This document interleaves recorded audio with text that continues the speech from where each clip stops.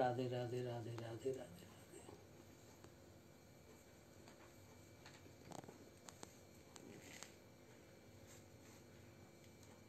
কলিযুগ পাবন অবতারী ভগবান শ্রীকৃষ্ণ চৈতন্য মহাপ্রভুর সঙ্গে রায় রামানন্দের বার্তালাপে যে সাধ্য সাধন তত্ত্ব প্রসঙ্গ হয়েছিল, সেই প্রসঙ্গের আমরা সংক্ষিপ্ত কিছু কণিকা মাত্র আস্বাদন করার চেষ্টা কদিন ধরে করেছিলাম। তারপরেও সাধ্য সাধন তত্ত্ব যখন নির্ণয় হয়ে যায়,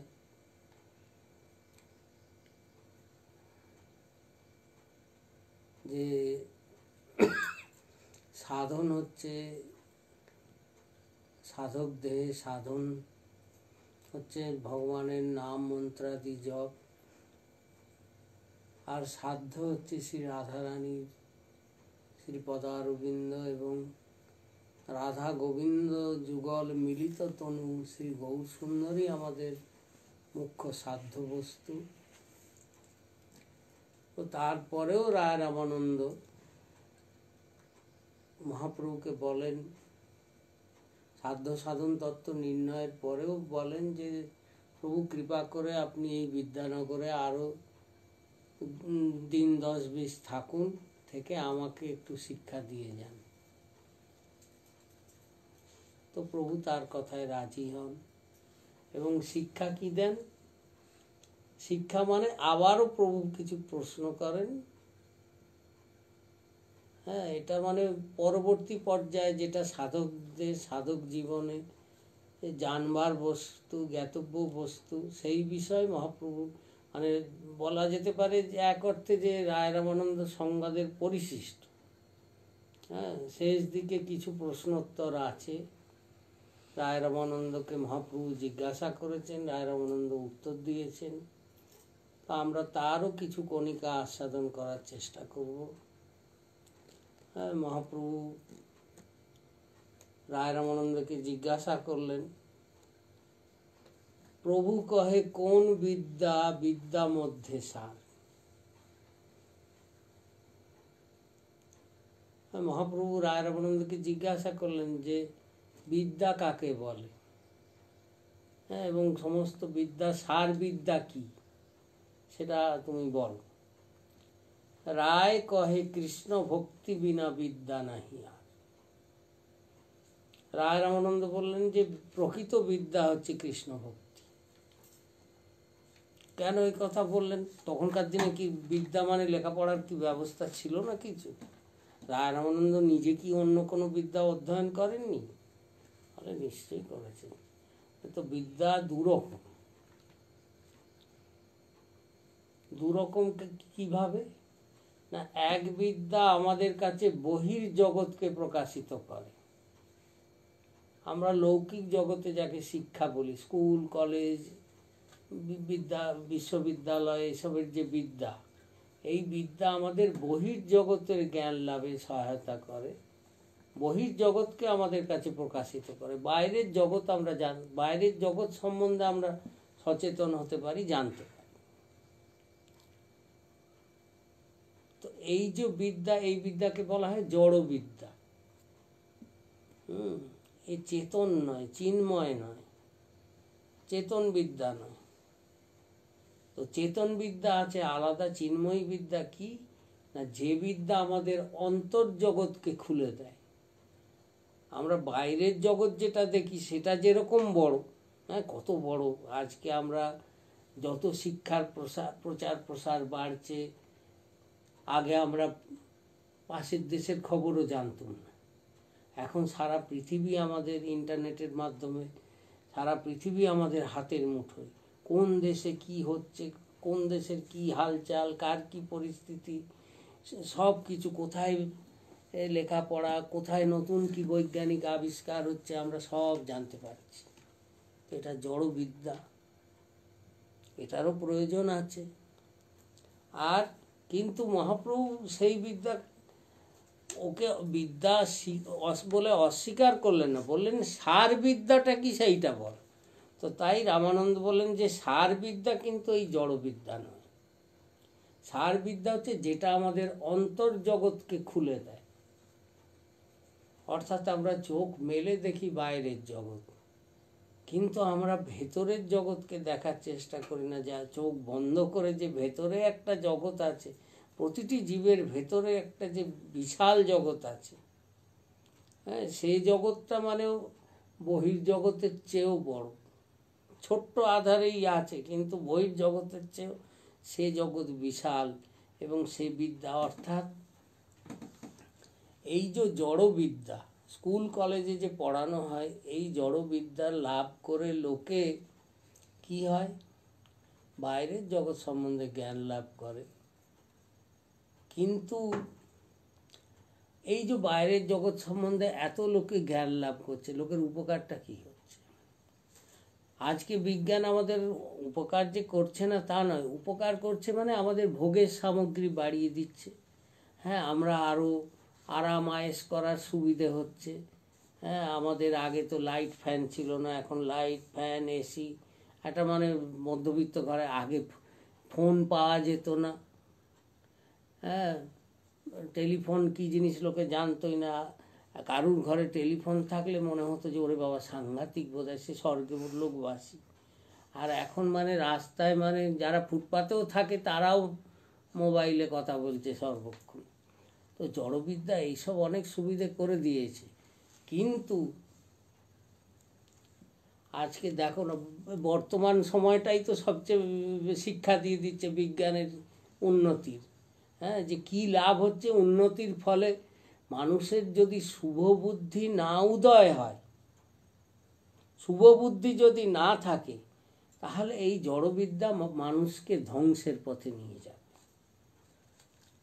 যেমনি আমাদের শ্রীমদ্ ভাগবতে দক্ষযজ্ঞের প্রসঙ্গ আছে। দক্ষযজ্ঞ মানে দক্ষ রাজা যজ্ঞ করেছিলেন। হ্যাঁ, এটা একটা বাস্তবে হয়েছিল, কিন্তু তার মধ্যেও একটা অন্তর্নিহিত প্রসঙ্গ আছে। এর একটা বাহ্যিক রূপ আছে, একটা আন্তরিক রূপ আছে। দক্ষ রাজার অর্থ কি, মানে দক্ষতা, তার পরিপূর্ণ দক্ষতা ছিল। যেমনি আজকের বৈজ্ঞানিকদেরও দেখো, আজকের যুগের লোকদের যারা শিক্ষিত লোক, তাদের মধ্যে দক্ষতা আছে, দক্ষের দক্ষতা তাদের পুরোপুরি আছে। হ্যাঁ, তারা অনেক কিছু করতে পারে, অনেক কিছু তাদের মধ্যে শক্তি আছে। কিন্তু নেই কি, দক্ষ রাজার যজ্ঞে কি কেন দক্ষযজ্ঞ পণ্ড হয়েছিল না? দক্ষ ছিল, সব দেবতারাও ছিল, কিন্তু শিবের আমন্ত্রণ ছিল না। শিবের অভাব ছিল। দক্ষযজ্ঞে মহাদেবকে নিমন্ত্রণ দেওয়া হয়নি। কেন হয়নি?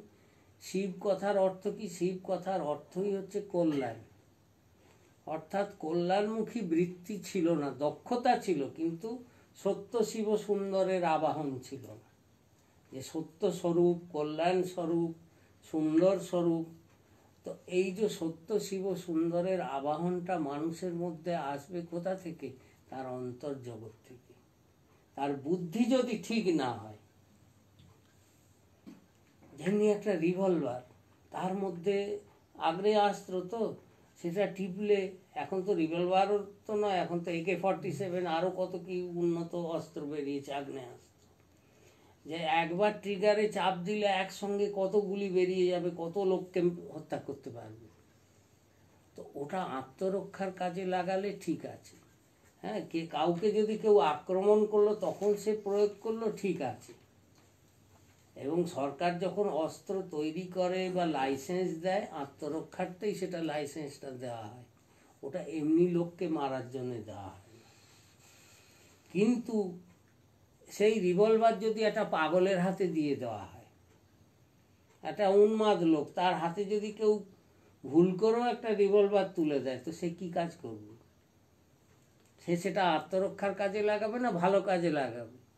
সে সেটা দিয়ে যাকে পারবে মারতে থাকবে। তো তেমনি নিজের বুদ্ধিটাকে ঠিক করতে গেলে, সঠিক পথে চলতে গেলে, সঠিক পথে মানব সমাজকে পরিচালিত করতে গেলে অন্তর্জগতের বিদ্যা দরকার। বহির্বিদ্যা মানুষের অন্তর্জগৎকে শোধরাতে পারে না। হ্যাঁ,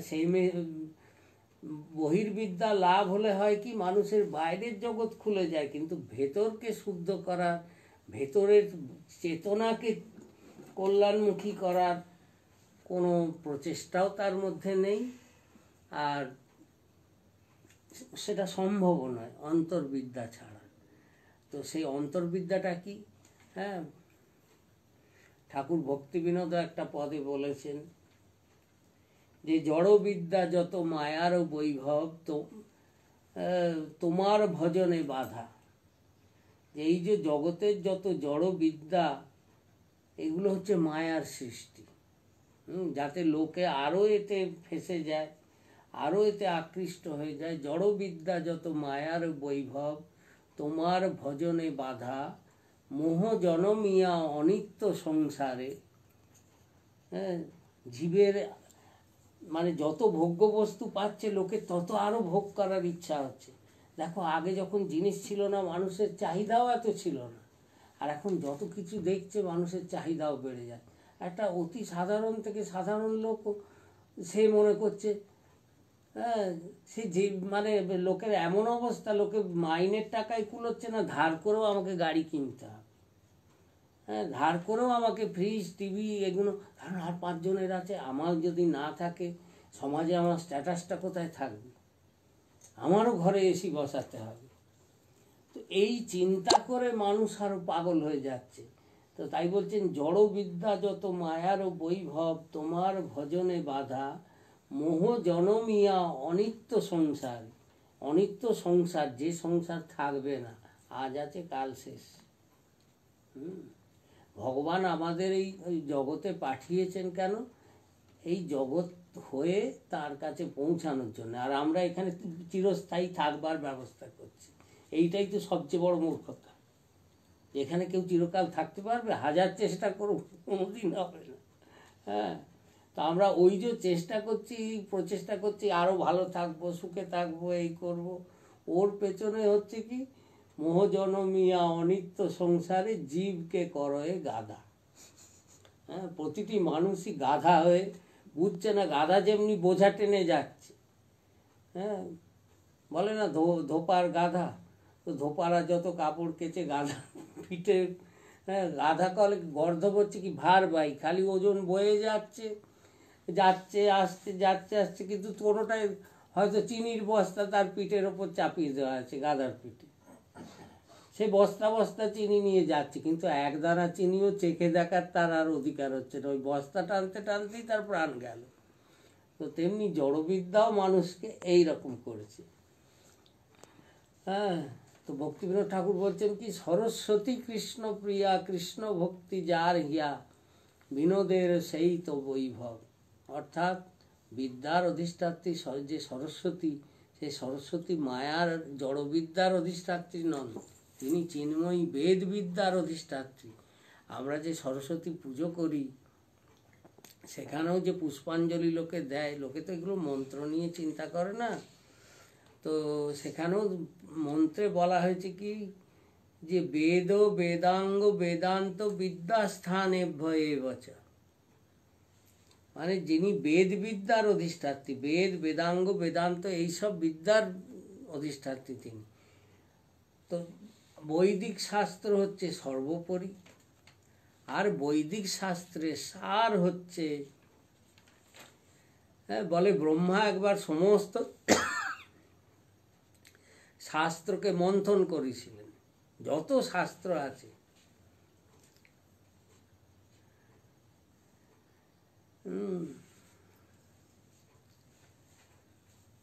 তো সব শাস্ত্র মন্থন করে, যেমনি দুধকে মন্থন করে মাখন বের করা হয়, দইকে মন্থন করে মাখন বের করা হয়, দুধের সার হচ্ছে মাখন। তো তেমনি ব্রহ্মাও সমস্ত শাস্ত্র মন্থন করেছিলেন। তো মন্থন করে দেখলেন কি না, ইদমেকম সুনিষ্পন্নম ধেয় নারায়ণ হরি। আলড্য সর্বশাস্ত্রাণি বিচার্য চ পুনঃ পুনঃ ইদমেকম সুনিষ্পন্নম ধেয় নারায়ণ হরি। সমস্ত শাস্ত্রকে মন্থন করে বারবার, একবার নয় বারবার বিচার্য চ পুনঃ পুনঃ, বারবার বিচার করে তারপর ব্রহ্মা তার সার তত্ত্ব তুললেন কি একটাই, যে ভগবানের ধ্যান করো, ধেয় নারায়ণ হরি, কৃষ্ণ ভক্তি করো, ভগবানের ভক্তি করো। সেইটাই হচ্ছে, ভগবানের ভক্তি করলেই তোমার ভেতরের অন্তর্জগতের দরজা খুলে যাবে। এবং তখন নিজেকে দেখতে পাবে। আগে তো জগৎ দেখছো, জগৎ দেখার জন্য এই চোখ দিয়েই জগৎ দেখা যায়, কিন্তু নিজেকে কেউ দেখতে পায় না। এইটা ভগবানের একটা আশ্চর্য সৃষ্টি। আমরা এই চোখ দিয়ে জগৎ দেখতে পাই, সব কিছু আমরা দেখতে পাই এই চোখের দৃষ্টি দিয়ে, কিন্তু নিজেকে দেখতে গেলে তখন আয়না লাগে।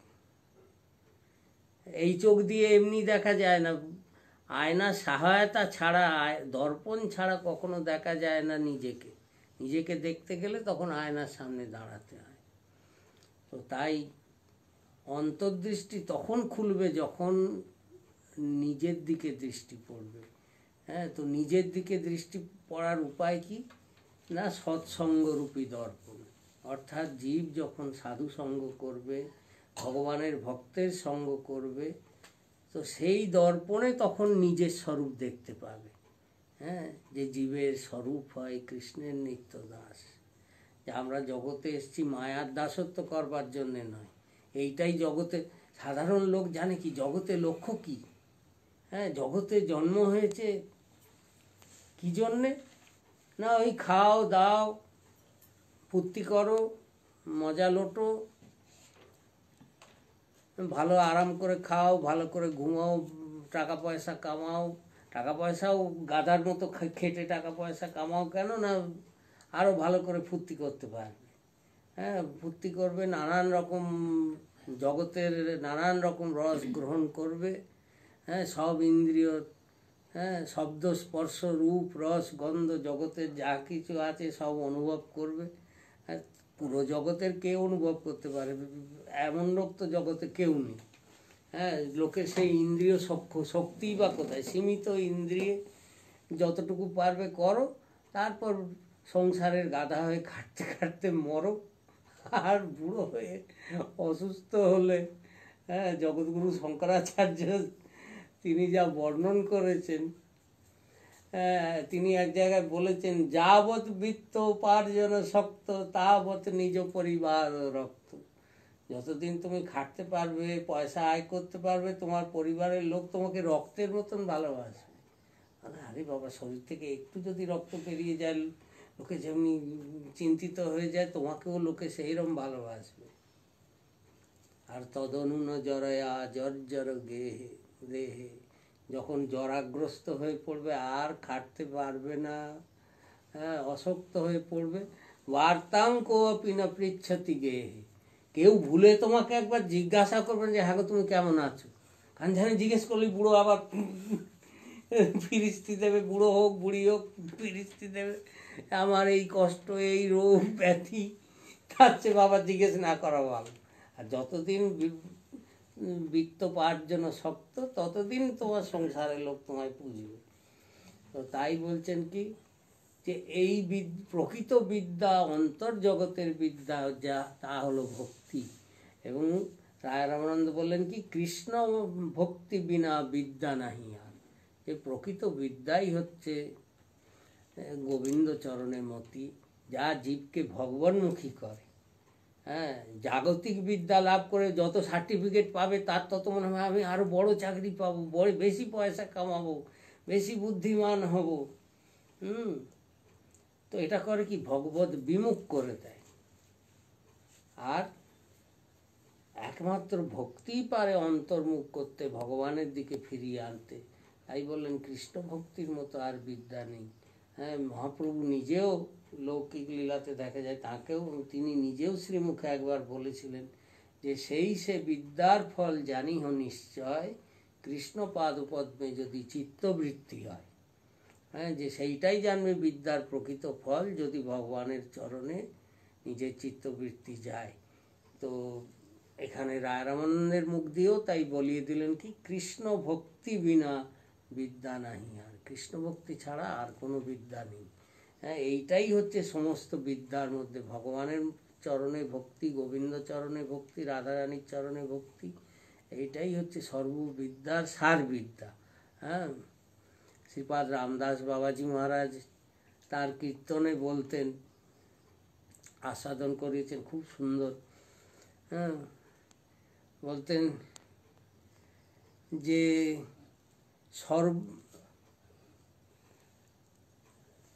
যে সে পড়া তো পড়ো নাই, যে অনেক পড়া তো পড়েছো, জগতে অনেক পাঠ তো পড়ছো, সে পড়া তো পড়ো নাই। কোন পড়া? না সর্ববিদ্যা আর জীবনী শক্তি, সর্ববিদ্যার প্রাণ যে হরিনাম প্রাণারামের পড়া, সে পড়া তো পড়ো নাই। যে হরিনাম করবে বলে তুমি পৃথিবীতে এসছো, সেই পাঠ তো এখনো তুমি করো নি, তাহলে কি বিদ্যা তুমি লাভ করলে? হ্যাঁ, এ তো রিপু সেবার জনম নয়। হ্যাঁ, শ্রীগাল কুকুরের মতো, শেয়াল কুকুর যেমনি তাদের ইন্দ্রিয় তৃপ্তি, খাওয়া পড়া আর ইন্দ্রিয় তৃপ্তি করে ঘুরে বেড়াচ্ছে, তুমিও সেই রকম পশুর মতো কাজ করছো। তো এই করতে কি মনুষ্য জন্ম পেয়েছো? আসল পড়া পড়ো। তো রায় রামানন্দ তাই বললেন, কৃষ্ণ ভক্তি বিনা বিদ্যা নাহি আর। তারপর মহাপ্রভু আবার প্রশ্ন করলেন, কীর্তিগণ মধ্যে জীবের কোন বড় কীর্তি?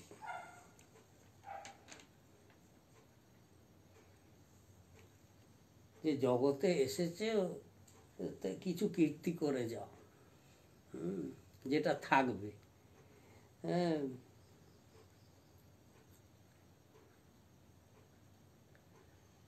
বলে গুরু নানক দেবকে জিজ্ঞাসা করা হয়েছিল যে প্রভু মানুষদের কি করা উচিত। তো গুরু নানক দেবও বলেছিলেন যে 3টে কাজ কর।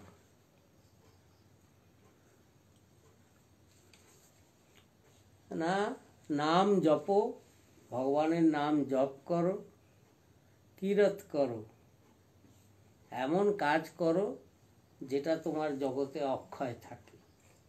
কারণ বলছে,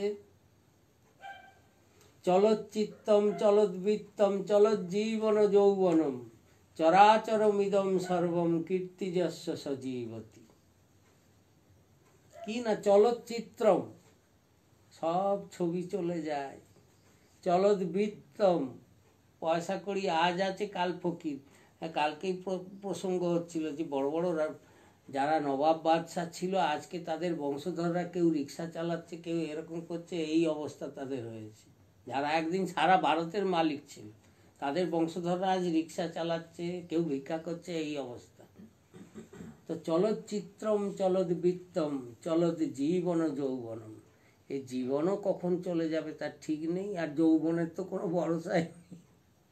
হ্যাঁ, চরাচরম ইদম সর্বম, এই জগতে যা কিছু চোখে দেখা যাচ্ছে সব সচল। সচল মানে সরে যাচ্ছে। সংসার কথার অর্থ কি? সংসরতীতি সংসার, যা প্রতিনিয়ত সরে যাচ্ছে, প্রতিনিয়ত পট বদল হচ্ছে। হ্যাঁ, আমাদের জীবনেও তো প্রতি মুহূর্তে আমাদের মানে নতুন সিন আসছে। আরে ধরো 2 দিন আগেই কি আমরা কেউ ভেবে রেখেছিলাম যে এই লকডাউন হবে? কারুর জানা ছিল? কত লোকে কত প্ল্যান করা ছিল, এই করব সেই করব, অমুক মাসে তমুক মাসে, পয়লা বৈশাখে কত কি কাপড় জামা হবে, এই হবে সেই হবে। নিমেষের মধ্যে কি হয়ে গেল, কারণ জানা নেই। চরাচর মিদম সর্বম সংসরতীতি সংসার, প্রতিনিয়ত যেখানে পট পরিবর্তন হচ্ছে, সব সময় কখন কি হবে কেউ বলতে পারে না। তো চরাচর মিদম সর্বম, এই জগতের সব কিছুই চলছে, খালি কীর্তিযস্য সজীবতি, একমাত্র কীর্তিই থাকবে। তো গুরু নানক দেব তাই বলেন কীর্তি করো, কিরত করো। হ্যাঁ, প্রথম বললেন নাম জপো, ভগবানের নাম জপ করো, জগতে এসছো যখন 3টে কাজ করো, নাম জপো, কিরত করো আর বন্ট ছাকো, মানে যা খাবার পাবে সবাই মিলেমিশে খাও। যে কারণে আজও প্রতিটি গুরুদ্বারে যে ভোজন করবার সময় কখনো একা খেও না। শাস্ত্রে এরকম বর্ণনা আছে যে যে শুধু নিজের জন্যে রাঁধে বা নিজের পরিবারের জন্য রাঁধে, মানে তারা চুরি করে। কেন? ভগবান অন্নদাতা, অন্নদাতা আর কেউ নয়, গোবিন্দ অন্নদাতা। হ্যাঁ, একমাত্র অন্নদাতা তিনি। তাই তিনি বলেছেন যে অন্ন কখনো একা খেও না, সবাই মিলে খাও, সবাইকে দিয়ে খাও, সবাই মিলে একসঙ্গে খাও। যে কারণে আজও প্রতিটি গুরুর দরজায়, গুরুদ্বার মানে কি? গুরুর দরজা। গুরুর দরজায় গেলে কেউ অভুক্ত ফিরে আসে না, না খেয়ে কেউ ফিরে আসে না। গুরুর নিয়মই হচ্ছে যে তিনটে কাজ একসঙ্গে করো, নাম জপো, কিরত করো, আর বনছকো মানে লঙ্গরে সবসময় সবাই মিলে খাও। তো তাই এখানে মহাপ্রভু রায় রামানন্দকে জিজ্ঞাসা করলেন যে কোন কীর্তিটা সবচেয়ে বড়, যে কীর্তিটা অক্ষয় থাকবে। বললেন কীর্তিগণ মধ্যে জীবের কোন বড় কীর্তি, সবচেয়ে বড় কীর্তিটা কি করে গেলে মানুষ অমর হয়ে যাবে? তো তখন রায় রামানন্দ উত্তর দিলেন, কৃষ্ণ ভক্ত বলিয়া যাহার হয় খ্যাতি। এই জগতে এসে যে কৃষ্ণ ভক্তি লাভ করেছে এবং লোকে যাকে জেনেছে, ভগবান যাকে ভক্তরূপে সম্মান দিয়েছেন, মর্যাদা দিয়েছেন, জানবে সেইটাই হচ্ছে সবচেয়ে বড় খ্যাতি। এর চেয়ে বড় কীর্তি আর হতে পারে না। বলে কেন? আজকে দেখো, জগতেরই হিসাব যদি বিচার করো, এই জগতে আমরা বলি, সাধারণ লোকের ধারণা কি? জগতে এসছে একটা বড় কাজ করো, হ্যাঁ, লেখাপড়া শেখো ভালো করে, ডাক্তার হও, ইঞ্জিনিয়ার হও, জজ হও, হেন হও, তেন হও, সায়েন্টিস্ট হও, হলে তবে তোমার একটা সমাজে প্রতিষ্ঠা, সমাজে বলবো আহা যোগ্য সন্তান লাভ করেছে মা, হ্যাঁ, মাতা ধন্য পিতা ধন্য যে এইরকম সন্তান হয়েছে। হ্যাঁ, লোকে ধন্যবাদ দেয় কাকে? যে পিতা মাতার সন্তান খুব যোগ্য হয়েছে, খুব পয়সা কামাতে পারছে, সে চুরি ডাকাতি করে কামালেও লোকে তাকেও ধন্যবাদ দেয়। হ্যাঁ, বাহ বাহ, হ্যাঁ, চুরি করুক আর যাই করুক, ঘরে তো এত সম্পত্তি এনেছে। বর্তমান যুগে তো এইরকমই অবস্থা না, পয়সার মাধ্যমে লোকের পরিচয়। হ্যাঁ, কোনো বংশ যোগ্যতার কিছু কেউ ধার ধারে না। যার যত পয়সা আছে লোক হ্যাঁ এত পয়সা করেছে, সে যেভাবেই হয় হোক না কেন, এটা একটা কীর্তি করেছে। কিন্তু এই কীর্তি থাকবার নয়। প্রথম কথা, এই কীর্তি তো এই যে আজ রাজা মহারাজাদের এই অবস্থা কেন? কেননা আমাদের ভগবান বেদব্যাস বলেছেন, শ্রীমদ্ ভাগবতে স্পষ্টাক্ষরে বলা আছে যে প্রতিটি জীবের জগতে অধিকার কতটুকু আছে। ভাগবতে ভগবান বেদব্যাস বলছেন, যাবৎ ভ্রিয়েত জঠরম তাবৎ সত্যম হি দেহিনাম। যতটায় পেটটা ভরে যায় জীবের ততটুকুই অধিকার, তার বেশি নয়। তার বেশি যদি কিছু জিনিস তুমি রাখো, বুঝতে হবে তুমি সমাজের থেকে ঠকিয়ে রাখছো। হয় তুমি দান করে দাও, আর তা নইলে বুঝতে হবে তুমি সেটা লোকের সম্পত্তি তুমি গ্রাস করে বসে আছো। ভগবান তোমাকে অধিকার দিয়েছেন ততটুকুই, তোমার নিজের যতটুকু সংক্ষিপ্ত বস্তুতে তোমার প্রয়োজন সাধিত হয়, অর্থাৎ পেটটা ভরে যায়, লজ্জাটা নিবারণ হয়, এত দূর তোমার জগতে অধিকার, এতটুকু ভোগ করা তোমার অধিকার আছে, এর ওপর নেই।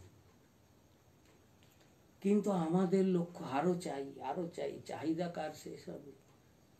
হ্যাঁ, দেখো না দেশেই একটা যদি কেউ সামান্য ছোটোখাটো নেতা হয়, তার ইচ্ছা হয় আমি কবে মুখ্যমন্ত্রী হব। মুখ্যমন্ত্রী হয়ে মুখ্যমন্ত্রী কি স্বস্তিতে আছে না শান্তিতে আছে? সে ভাবছে আমি কবে প্রধানমন্ত্রী হব।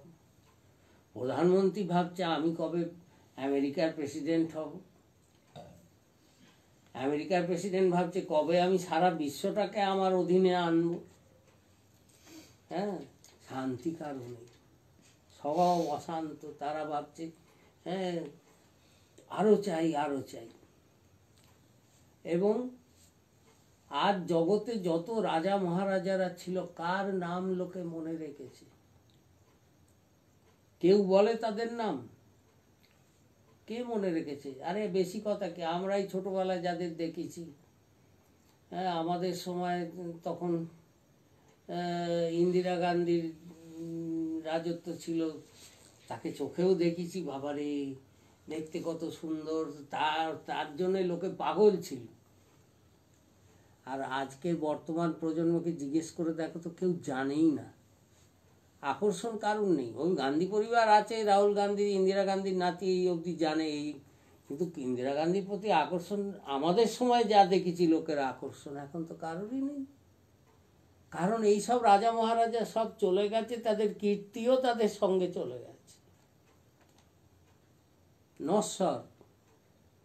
কারণ জাগতিক বস্তু যে বাড়িয়ে গেছে, তার কীর্তি, জাগতিক কীর্তি যে অর্জন করেছে, সে কত বড় বড় রাজা মহারাজা, জজ, ব্যারিস্টার, মন্ত্রী, ইঞ্জিনিয়ার, ডাক্তার, কত কি হয়েছে, কে মনে রেখেছে কাকে? সব চলে গেছে, কালের গর্ভে অতলে তলিয়ে গেছে, কারুর কথা জীব মনে রাখেনি। কিন্তু দেখো তো, আজও জগতে মীরা, কবির, তুলসীদাস, নানক, সব মহাপুরুষরা সজীব আছে। তারা চলে গিয়েও অমর হয়ে আছেন, আজও তাদের কথা। হ্যাঁ, তারা বড় বড় বাড়িঘর করে যাননি, অনেক টাকা রেখে যাননি, কিন্তু তারা জগতে যা রেখে গেছেন, আজও পথহারা প্রতীককে পথ দেখাচ্ছে তাদের কথা। আজ তাদের কথা শুনলে, তাদের চরিত্র পড়লে মানুষের মনে সাহস আসছে, তারা লোককে পথ নির্দেশ করছেন। তো তাহলে কোন কীর্তিটা বড়? লোক কেউ তাদেরকে রাজা বলতো না, মহারাজা বলতো না। আরে সন্ত কবির তো কাপড় বুনতেন, তাঁতি ছিলেন জাতে, জোলা, কাপড় বুনতেন। সন্ত রয়দাস জাতিতে মুচি ছিলেন, জুতো তৈরি করতেন। তো এইরকম তারা মহাপুরুষরা ছিলেন। হ্যাঁ, আমাদের মহাপ্রভুরও পরিকরদের মধ্যে ঝড়ু ঠাকুর বলে একজন ছিলেন, জাতিতে ভুঁয়ে মালি। হ্যাঁ, তো এইরকম সব বৈষ্ণবরা ছিলেন। তো তাদের কথা আজও লোকে যখন পড়ছে, শুনছে, তারা লোককে পথ নির্দেশ করছেন, জীবন পথে চলার পথ দেখিয়ে দিচ্ছেন। তারা শারীরিকভাবে আজ আমাদের মধ্যে নেই, কিন্তু না থেকেও তারা থেকে আছেন। কেননা তারা এমন কীর্তি জগতে করে গেছেন। সেই কীর্তিটা কি? এমন জনের সঙ্গে কীর্তি করেছেন, ভগবানের সঙ্গে তারা যুক্ত হয়েছেন বলেই তাদের নাম আজও অমর হয়ে গেছে। হ্যাঁ, অমরের সঙ্গে, অমৃতের সঙ্গে তারা যুক্ত হয়েছেন বলে আজও তারা অমর হয়ে রয়েছেন। আজও তারা দেহ ছেড়ে দিয়েও আজও তাদের উপস্থিতি ভক্তদের প্রাণে সজীব হয়ে রয়েছে। তো তাই কৃষ্ণ ভক্ত বলিয়া যাহার হয় খ্যাতি, যিনি ভগবানের ভক্ত বলে যার খ্যাতি হয়, এইটাই হচ্ছে সব কীর্তির মধ্যে বড় কীর্তি। অর্থাৎ জগতে এসে যদি কেউ ভগবানের ভক্তরূপে যদি তার নাম হয়, তবেই সেই নামটার তার সার্থকতা। আর তা নইলে যত বড়ই হোক না কেন, রাজা হোক, মহারাজা হোক, মন্ত্রী হোক, যাই হোক, সব নশ্বর, সব বিনাশ হয়ে যাবে কালের পর। এরপর মহাপ্রভু আবার জিজ্ঞাসা করলেন আরেকটা প্রশ্ন, যে সম্পত্তির মধ্যে জীবের কোন সম্পত্তি গুণ? হ্যাঁ, জগতে এসে কে বেশি সম্পত্তি কামাতে পেরেছে, কোন সম্পত্তিটা হচ্ছে প্রকৃত সম্পত্তি? রায় রামানন্দ, তুমি আমাকে একটু বলো তো দেখি। রায় রামানন্দেরও তো অনেক সম্পত্তি ছিল, রাজা ছিলেন। তার বাবাও রাজার মন্ত্রী ছিলেন, রায় রামানন্দ নিজেও রাজা ছিলেন। ভালো লোককেই মহাপ্রভু জিজ্ঞাসা করছেন, আচ্ছা কোন সম্পত্তিটা বেশি বলো তো, তাহলে সেটা একটা কামানোর চেষ্টা করা যেতে পারে। এই জগতে সে কোন সম্পত্তি কামালে সেটা মানে বেশ চিরস্থায়ী হবে, তাকে সবাই সবচেয়ে বড় ধনী বলে মানা হবে। তো তখনও রায় রামানন্দ উত্তরে বললেন যে প্রভু, জগতের যে ধন সম্পত্তি, হ্যাঁ, জগতে আমরা মনে করছি, এই যে এর আগেই আমরা কথাটা তুললাম যে ভাগবতে যে প্রসঙ্গ আছে, যে জীবের অধিকার আছে শুধু পেট ভরানোটাই, এর বাইরে নেই। হ্যাঁ, কিন্তু আমরা চাইছি সব সময় আরও বাড়ুক, আরও চাই, আরও সম্পত্তি হোক। তো যে সম্পত্তি আমরা কামাই না কেন, কোনোটাই নিত্য নয়, কোনোটাই থাকবে না। যে প্রসঙ্গে বলা হয়েছিল যে বড় বড় রাজাদের, বাদশাদের মহল যত আছে, এই যে লাল কেল্লা হ্যান ত্যান যেগুলো আছে, আগ্রাতে আছে আগ্রা ফোর্ট, এইতে দিল্লিতে লাল কেল্লা, আগ্রায় লাল কেল্লা, এরা যে করে গেছে, কি বিশাল সম্পত্তি ভাবা যায়। হ্যাঁ, আমাদের যে ভারতের বাদশাহ ছিল শাহজাহান, তার যে ময়ূর সিংহাসন ছিল, বাপ রে বাপ, সে যে কী সিংহাসন, পুরো পান্না দিয়ে তৈরি সিংহাসন। হ্যাঁ, সে বসতই ময়ূর সিংহাসনে। তো আজ কোথায় গেল? এত যে সম্পত্তি করেছিল, সেই সম্পত্তিগুলো কোথায় গেল? আর তো সেই ময়ূর সিংহাসনও এদেশে নেই, পারস্যে চলে গেছে, লোকে লুটে নিয়ে পালিয়েছে। মাথায় মুকুটে যে হিরে পড়তো সেটাও সেও লুটে নিয়েছিল। জগন্নাথের হিরে ছিল, ওটা কৌস্তুভমণি বলা হতো, সেটাকে লুটে নিয়ে নাম করলো কোহিনূর মণি, আর সেটাও ইংরেজরা লুটে নিয়ে চলে গিয়েছে। হ্যাঁ, তো এইসব সম্পত্তি কোথায় রইল? কোনো সম্পত্তিই তো থাকলো না। হ্যাঁ, জগতে যে যত সম্পত্তি করুক না কেন, সব ছেড়ে চলে যেতে হবে। মানে তোমার ওই যে সবচেয়ে বড় বিশ্বজয়ী যে ছিল আলেকজান্ডার, ইতিহাসে আছে না আলেকজান্ডার, যাকে বলা হয় সিকান্দার শাহ। তো সারা পৃথিবী সে জয় করে নিয়েছিল 32 বছর বয়সে, মাত্র 32 বছর বয়সের মধ্যে সে সারা পৃথিবী জয় করেছিল। আলেকজান্ডার এত বড় বিশ্বজয়ী বীর ছিল। তো 32 বছর বয়সে সে মারা যায়, রোগে মারা যায়। তো যখন মারা যায়, তো তখন আলেকজান্ডারকে মরার আগে জিজ্ঞাসা করেছিল যে তোমার কোনো শেষ ইচ্ছা আছে? বলে হ্যাঁ, আমার একটা শেষ ইচ্ছা আছে। বলে কি শেষ ইচ্ছা তোমার? বলে আমার শেষ ইচ্ছা হচ্ছে আমার মৃতদেহ, আমি যখন মরে যাব, আমার মৃতদেহটা না তোমরা সারা জায়গা, মানে আমার সারা রাজত্বে ঘোরাবে সর্বত্র। আর ঘোরানোর সময় আমার মৃতদেহটা করবে কি,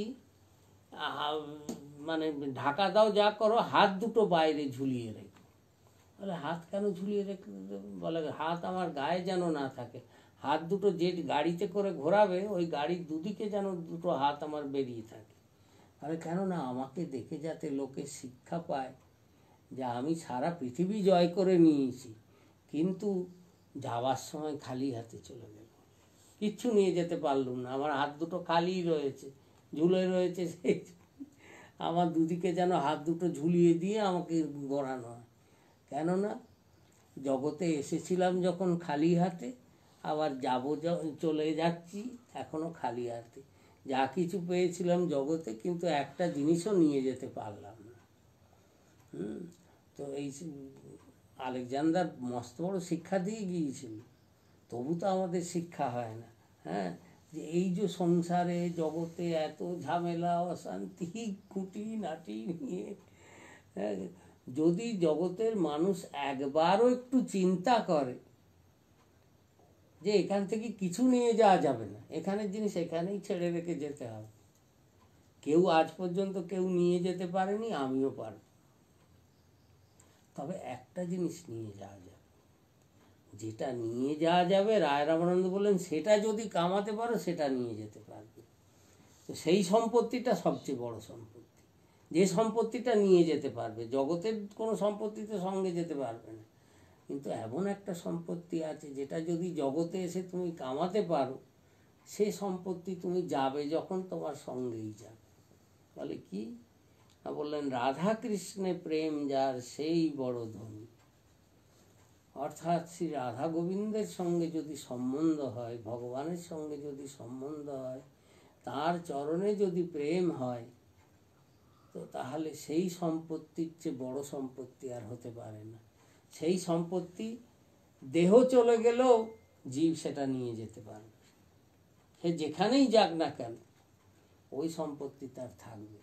তাই রায় রামানন্দ বললেন যে যে চতুর হবে, যে প্রকৃত বুদ্ধিমান হবে, সে জাগতিক সম্পত্তি কামানোর চেষ্টা না করে এই নিত্য বৃন্দাবনে যুগল কিশোরের রাধাকৃষ্ণের প্রেমরূপী সম্পত্তি, যেটা অবিনশ্বর সম্পত্তি, সেইটা কামানোর সে চেষ্টা করবে।